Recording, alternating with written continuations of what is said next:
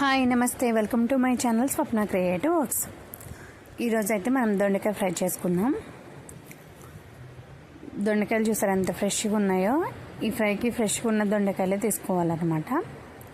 దొండకాయలు తింటే మతిమరుపు వస్తుంది అంటారు కదా, అదంతా ఏమీ ఉండదండి. దొండకాయలో విటమిన్స్ బాగా ఎక్కువగా ఉంటాయి. ఇవి తీసుకోవడానికి వల్ల ఆరోగ్యానికి చాలా మంచిదండి. వారానికి ఒక్కసారి కనుక దొండకాయ కర్రీ తింటే చాలా మంచిది అండి. ఫ్రై కానీ కర్రీ కానీ తీసుకోవాలి. సో దొండకాయ ముక్కలు ఇలా సన్నగా గుండ్రంగా కట్ చేసేసుకోవాలి. ఎంత సన్నగా కట్ చేసుకుంటే అంత తొందరగా అయితే దొండకాయ ముక్కలు ఫ్రై అవుతాయండి. సో మనం తాలింపు కోసం పోపు ఇవన్నీ పెట్టుకోవాలన్నమాట.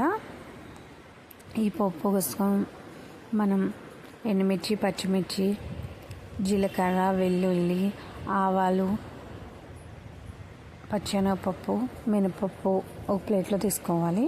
స్టవ్ మీద ఒక కళాయి పెట్టి ఆయిల్ పోసి ఆయిల్ హీట్ అయ్యాక ఈ తాలింపులన్నీ వేసేసి 1 నిమిషం వరకు వేగనివ్వాలి. అవి చిట్టుపట్లాడుతున్నప్పుడు మనం ముందుగా సన్నగా కట్ చేసి పెట్టుకున్న దొండకాయ ముక్కలు ఉన్నాయి కదా, అవి కూడా ఇందులో వేసేసి ఒకసారి బాగా కలిపేసుకోవాలి. మనం ఈ ప్రాసెస్ అంతా మీడియం ఫ్లేమ్లోనే పెట్టి చేసుకోవాలండి. హై ఫ్లేమ్ పెడితే ఏంటంటే మగ్గకుండానే మాడిపోతాయి అన్నమాట, లేదా ఆయిల్ అనేది ఎక్కువ పట్టిద్ది.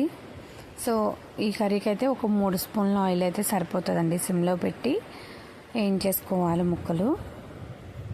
ఇలా మధ్య మధ్యలో కలుపుకుంటూ మూత పెట్టి బాగా వేయించుకోవాలి. ఈ దొండకాయ తినడం వల్ల మనం బాడీలో ఉన్న వేస్ట్ కొలెస్ట్రాల్ కూడా కరిగిపోతుంది. సో కొంచెం మగ్గాక ఇందులో రుచికి సరిపడా ఉప్పు, కొంచెం పసుపు వేసేసి బాగా కలిపేసుకోవాలి. ఇలా బాగా కలుపుకోవాలి. ఇందులో పీచు పదార్థం కూడా చాలా ఎక్కువ ఉంటుందండి.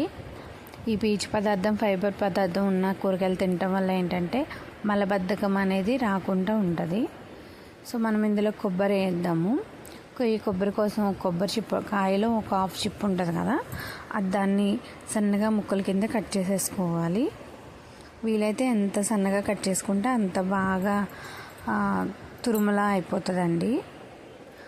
మనం బాగా మెత్తగా కాకుండా తురుము టైప్లో మిక్సీ పట్టుకోవాలన్నమాట. సో మొత్తం చిన్న చిన్న ముక్కల కింద కట్ చేసేసుకొని ఒకసారి ముక్కలు అయితే వాష్ చేద్దాము. ఎందుకంటే నేను అప్పటికప్పుడు కొట్టింది కాదనమాట, ముందు రోజున నైట్ కొట్టిన కొబ్బరికాయ అది. సో ఒకసారి వాష్ చేసుకుందాం ముక్కలు. ఇలా వాటర్తో కొబ్బరి ముక్కలు అనేది వాష్ చేసేసుకొని మనం మిక్సీ జార్లోకి అయితే ఈ ముక్కలన్నీ వేసేద్దాం. వేసేసి మనం కొబ్బరి పొడి టైప్లో గ్రైండ్ చేసుకోవాలి. గుర్తుంచుకోండి, ఎక్కువ గ్రైండ్ చేస్తే ఏంటంటే పేస్ట్లా అయిపోతుంది. అలా ఉండకూడదు. మనం మామూలుగా షాప్లో కొబ్బరి పొడి తీసుకుంటే ఎలా ఉంటుందో అలానే మిక్సీ పెట్టుకోవాలన్నమాట. ఇలా కొబ్బరి పొడిలా మిక్సీ పెట్టేసుకొని పక్కన ఉంచేసుకోవాలి. మూత పెట్టేసి పక్కన పెట్టేద్దాం. ఈలోపు మనం కర్రీ అనేది ఒకసారి తిప్పేసుకున్నాము. ఒక 2 మినిట్స్కి ఒకసారి తిప్పుతూ ఉండాలండి, లేకపోతే అడుగు అనేది పట్టేస్తుంది. పై ముక్కలు మగ్గవు, అడుగునేమో కూర మాడిపోతూ ఉంటుంది అనమాట. సో అందుకే పెద్ద కలుపుతూ ఉండాలి. ముక్కలు అయితే చాలా వరకు అయితే రెడీ అయిపోయినాయి, మగ్గిపోయినాయి, చక్కగా బాగా ఫ్రై అయినాయి అనమాట దొండకాయ ముక్కలన్నీ. ఇలా ఫ్రై అయ్యాక మనం మిక్సీ పెట్టి పట్టుకున్న కొబ్బరి పొడి ఉంది కదా, అది వేసేసి ఒకసారి బాగా కలిపేసుకోవాలి.